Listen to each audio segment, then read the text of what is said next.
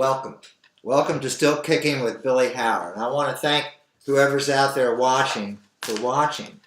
And I want to apologize that we never checked the Facebook page or even the YouTube page or whatever you call it to see if anybody's left a message, because I don't have Wi-Fi, and my producer Pete, who's very generous with his time, doesn't have a lot of time for that kind of thing, and it's hard for us to get together. So it's been months since we've checked to see if anybody was even watching or left a message. So I apologize for that.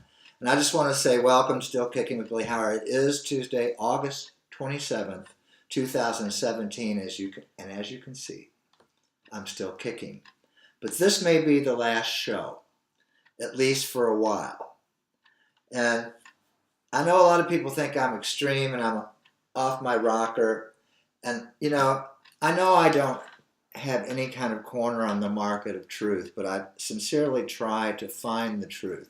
I am not a doctrinaire, liberal or conservative or libertarian or socialist or anything else. I just want to know what's really true. Not only about what can work, but what's true about human nature. And I know that in a world of lies, and I think that's where we are now, and I think it's always been that, but somehow the internet and the media have just magnified it to the point where nobody is telling the truth anymore. So the truth would sound very extreme in such an atmosphere. And I want to talk about a few things on this last show. You've heard of Antifa, maybe you haven't. There was an article in this edition of The Atlantic. This came out before the Charlottesville riots, and they were, in a way, or the fighting. And there's an article in there by a writer named Peter Bernhardt. I don't know how you pronounce it. It's called The Rise of the Violent Left. And it's all about Antifa, which stands for Anti-Fascist Action. And I emphasize the words action because they're famous for punching people in the face. In fact, he's punched this Spencer person, who I'm not really sure who he is, but he's some sort of white supremacist. And he punched him in... Some masked Antifa guy punched him in the face, and the video went viral. And they're famous for creating violent situations. I think they did it at Berkeley, and they did it at Middlebury, and they're a very decentralized group, kind of like Al Qaeda, and they're very much into setting things on fire. And so Trump may have had a point saying there were bad people on both sides, but we are in the age of lies, and National Propaganda Radio, NPR, isn't going to tell you about this. And this article has gotten a little traction in the press, but not that much. And even though it was a pretty good article, the writer says, well, these anti-fascist groups were focused on deregulated global capitalism, and now they've switched to fascism. Well, that's the stupidest thing I've ever read, because deregulated global capitalism is fascism. It's not one or the other. And people mistake fascism for Nazism, and it's a much different thing. And as you've heard on many shows, if you've followed me at all, fascism is when corporations take over the government. That's how Benito Mussolini, the father of fascism, defined it. And our president, Franklin Roosevelt, who fought fascism, said it's when private interests take over the government. And of course, the first thing corporations do when they take over the government is deregulate themselves. And then, of course, they direct all the tax money to themselves. And we have seen that. And so it's really sad that you just can't get the truth anywhere, not The Atlantic. And of course, The Atlantic has just been bought by Mrs. Steve Jobs. And, Steve Jobs has done more to destroy freedom than any man practically living. I mean, he's really in the top 10 of freedom haters. All these big media companies, and Apple's really less of a media company than the device company, but that's the device that lets them collect your media. Their device is full of sensors, and they are recording everything, and they know everything about you, who's paid so much money for that device, and you know nothing about them, and you know nothing about how they use your information. Anyway, I was listening to National Propaganda Radio just a few days ago, and they were talking about Charlottesville.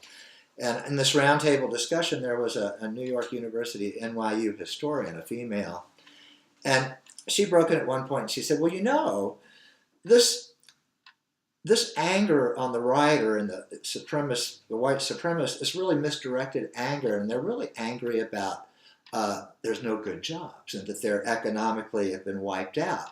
And the moderator on NPR goes, that's not what we're talking about, and cut her off.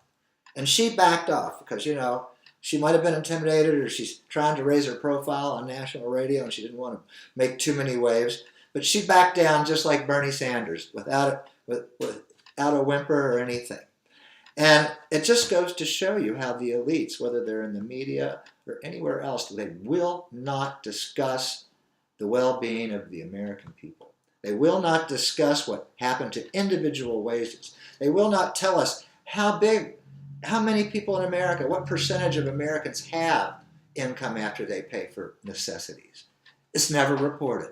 They don't do it. But they will go on and on about identity politics, and they are delighted that we are arguing over statues and blacks and whites and transgendered people. They are delighted. And it reminded me when they shut down this NYU historian of something one of my management teachers told me. I was taking management class in business school.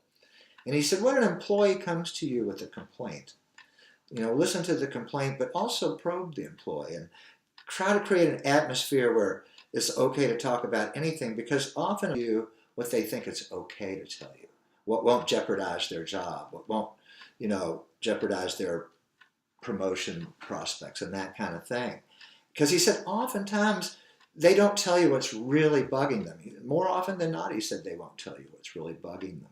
And so they misdirect their anger at something else when something else is really bugging them. And of course, that I think is what's happening. And not only is the right upset about losing good jobs, but so are the Bernie Sanders supporters. So in that way, they're exactly right. And instead of uniting and trying to fight the people who have engineered the destruction of our middle class, people like Bill Clinton, Hillary Clinton, Barack Obama, George Herbert Walker Bush, and George Bush, instead of fighting those people, instead of fighting James Dimian or Diamond at JP Morgan, they're fighting each other. And don't you know the 1% is delighted. They are delighted because they know how to divide and conquer. And there's no better tool for dividing people than identity politics. And believe me, NPR knows it. National Public Radio is a government radio, and it's a lot like the BBC. And the BBC is government radio, and the BBC is a lot like the Catholic Church. It's full of pedophiles and pedophile enablers. And boy, are they. So there's a lot of lies going on. There's a lot of evil going down. And I know we talked about not vilifying people, and I've tried not to do that, but you know, I'm human. And sometimes you have to just speak the truth. And the truth can often sound like you're vilifying people. And Pete and I talked about this the other day, and you know, Martin Luther King was a great moral leader, and he really did move the needle in our culture. But I think that, you know, because people criticize me for being too direct, too honest, and not leaving anybody a path to redemption. And that may be true, and if that's true, I apologize. But I don't think Martin Luther King would have been invited into the White House if it hadn't been for Malcolm X. And what was the difference between them? Well, Malcolm X told the truth in an unvarnished way. And Malcolm X did not cheat on his wife and lie about it. But Martin Luther King did cheat on his wife and lie about it. And he cheated many times, and he lied many times.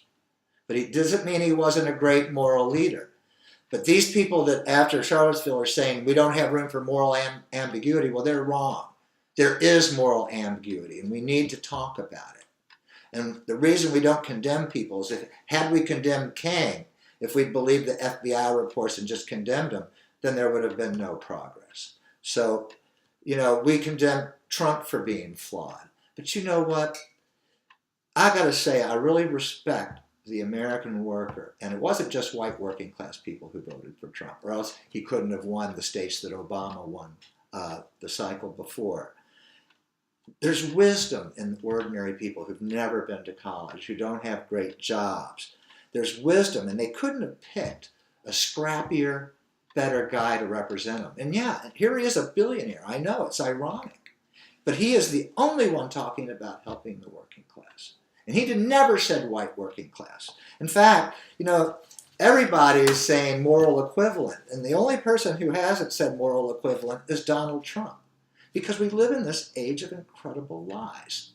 Another lie, just to move on a little bit, is Mosul. We destroyed Mosul. We did not liberate it. The only way we liberated Mosulians, whatever you call them, Mosulites, was that we liberated them from the mortal coil. We bombed that city into rubble. And underneath that rubble are a lot of children and women and other civilians. And when that man, that boy, rammed that truck through that crowd in Spain and Barcelona, that was revenge for all the children that we killed, along with our NATO allies. And the national propaganda radio calls it liberation, which is the biggest lie, and it's obscene. It's degenerate. It's evil. And we are going around killing people. We're doing it now in Raqqa. We're doing it in Erbil, and we've done it in other little towns, and I've seen the pictures, and it's rubble. And I've heard the reports. There's nothing left. We didn't liberate anybody.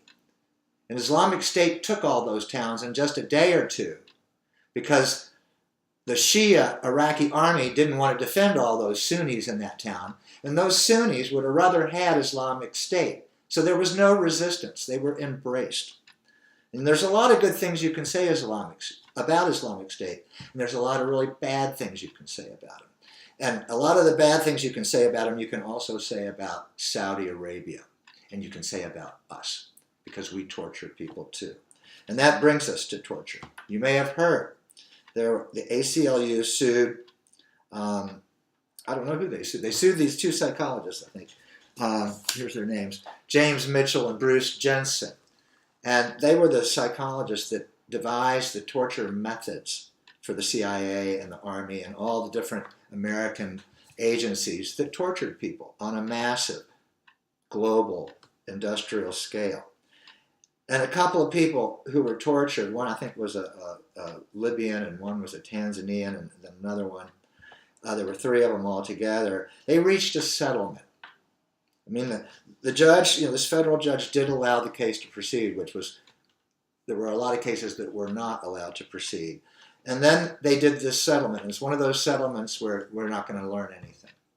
So nobody went to jail. These people, James Mitchell and Bruce Jensen, these really truly evil, because this is an egregious crime. This is the worst crime that you can commit. It is the most damaging to not only the tortured, but the torturers. And we did this, and our justice system and the ACLU have failed us miserably, just like I have failed you. Because I have not reached you, I have not moved you, I have failed utterly. And our courts have failed us, because if the courts don't care about the most evil act of man, if that's just a settlement, well, you know the game is over. There is no justice. There is no respect for democracy. The Democratic Party does not respect the outcome of this election. And the Republican Party does not respect the outcome of this election. Not only do they not respect the outcome of election, they don't respect the voters, the ordinary Americans who voted for Donald Trump. They want to blame it on the Russians, on everything but themselves. So I've failed you, but so have the Democrats and so have the Republicans. And I'll tell you what, if Antifa wants to protest fascist, they should be outside of the Democratic headquarters and the Republican headquarters, because they are the ones who take the money from the corporate interest. And they are the ones who invite the corporations to be at the table when trade bills are written and when laws are written.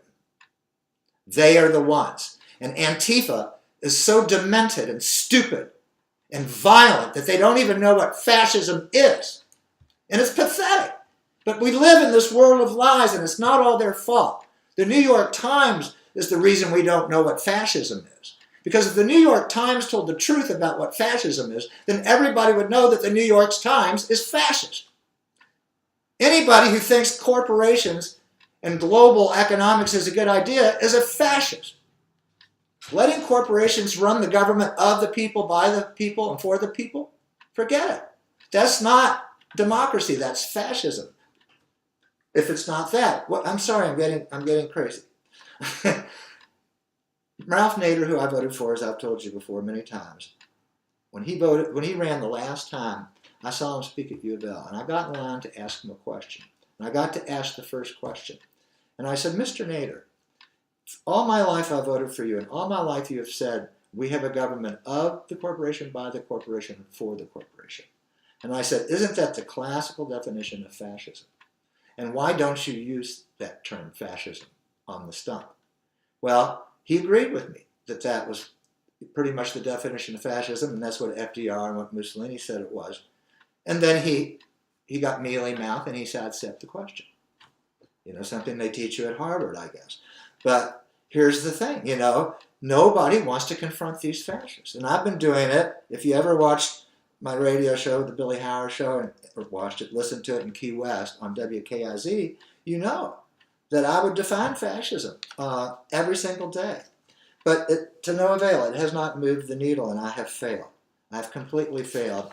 But we're all failing, and this is what's so sad. You know, I'm just so tired. I'm so tired of fighting this fight and getting nowhere. I'm so tired of people not listening. I'm so tired of people sneering at me and rolling their eyes at me and belittling me and then pretty much pummeling me with accusations. And I've gotten to a point where I just need to take care of myself and love myself a little bit more and back off and do a little resting and a little healing. And I am human. And I am filled with flaws and hypocrisy. But I am tired. And I've got to work on myself, and we all have to work on ourselves, and we all have to tend our own gardens and quit worrying about everybody else's racism. By the way, there was a great letter in the Courier Journal last week by a guy named Sloan Graft, who's a racist, and he's talked about how we've just throw that word around until it's meaningless. And there's so many examples of that. There was an excellent letter here about how, you know, when the violence went down in Charlottesville, the press blamed it on Trump and all the Trump supporters and all that. But when 5 cops were murdered in Dallas during a Black Lives Matter rally, the press never blamed the Black Lives Matters movement or Barack Obama. So I'm just saying, everybody's being unfair, and I don't blame you for being confused. I don't blame you for tuning it out. It's really hard for me to read the paper. It's really hard for me to even read this magazine because it's so full of it. And now it's owned by Apple. But, you know, I can't really compete with the Columbia School of Propaganda. They're churning out these communications majors faster than, you know, there's legions of them. And they all are more interested in their careers than in their integrity. And I can't compete with National Propaganda Radio. They're on the air 24/7, and they've got staff and money from the Joan Kroc Foundation, and, you know, I just can't compete with them. And I'm not saying I won't come back and do this, because I will. If that's where, you know, life leads me, or if that's where God leads me. And I want you to know I don't feel sorry for myself. I'm just tired of wasting my breath. And I think if I take a little time, I might find something that is more productive for me to do with my time and with my talents that God gave me. And I want you to know I'm very thankful to God for all that I have, and I'm very thankful to my friends, and I'm especially very thankful to Pete here, whose idea, Still Kicking with Billy Howard, belongs. He came up with this idea, and I didn't want to do it. You know, we first talked about maybe me buying an AM station, because I almost have enough money to do that. And I said, oh yeah, and the FTC will just take my station away, my license away, and I'll lose my $1 million. He goes, well, let's do it on the internet. So, you know, after some cajoling, he got me to do it. But it doesn't seem to be working, and it does take a lot of time. You may not realize it when you see how disjointed my show is, but I do spend a lot of time preparing, even if it doesn't pay off. But I also want to retreat from the internet. I really think it's destroying the country. We know, and there's an article here in the Atlantic about the iPhones. The kids, the more time they spend on the iPhone, the more likely they are to be depressed. And since the iPhone came out, suicide rates have doubled and even tripled among middle school students. They're higher for girls than it is for boys, so it depends on what you're looking at. And it was an interesting article. I mean, it's not a worthless magazine, but they're really part of the problem. They're not solving anything because they're so agenda-driven and they're not looking for the truth. And so they're in no way radical. But she said that one of the reasons these kids are committing suicide is that it does increase the sense of isolation that teenagers often feel, especially shy teenagers like I was. And I often felt like I was out of the loop and unpopular. But now kids, they spend all their time in their bedroom on their iPhone, evidently. They don't really spend that much time together. But when they do, and they see their friends together having a good time eating pizza or whatever it is they're doing, it intensifies the feeling of being left out because there they are. They have to see them having a good time, even though they're not part of it. So there's a lot about this, but what I hate mostly about this technology is that it's just destroyed our privacy. But the only people who have privacy are Google and Facebook and Apple and some of these other big media monopolies who have destroyed the income of creative people and just stolen their work. And now we end up with this rap that's all about Gucci and Ferrari. That's where our culture is. We're all about stuff. We're all about greed. And the Democratic Party threw the workers under the bus because they thought all these immigrants would vote for them. They did it for power.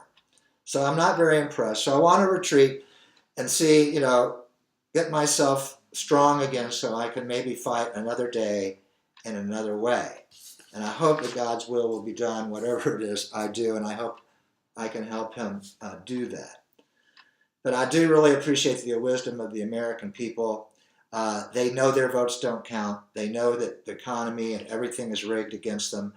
And yet they voted, and they voted in the only man who has a chance to prevail against this global fascist movement that is really headed by the New York Times and The Economist and the Wall Street Journal.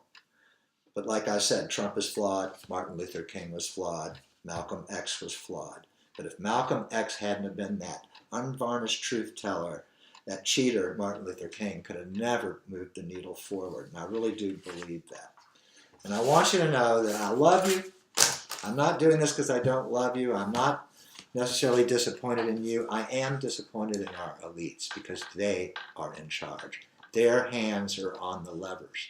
And they are the reason we are fighting each other over statues. So here's my name and my address. Can you see that all right? Billy Hauer, 302 Chenoweth Lane, Louisville, Kentucky, 40207. We may come back. Pete and I are going to stay in touch and get together every once in a while and talk about things. We may come back onto this, still kicking thing. But in the meantime, if you want to get in touch with me, I invite you to write me if you don't live in Louisville. And if you do live in Louisville or in the region, I invite you to come by to 302 Chenoweth Lane. See how it's spelled? And I would love to talk to you. I will invite you into my house, even if you just want to read me the Riot Act, okay? Because I can only learn from listening. And I've learned a lot from Pete, and I just want you to know I love you. Thank you for watching Still Kicking with Billy Hauer. Live up, be free, and remember, I love you.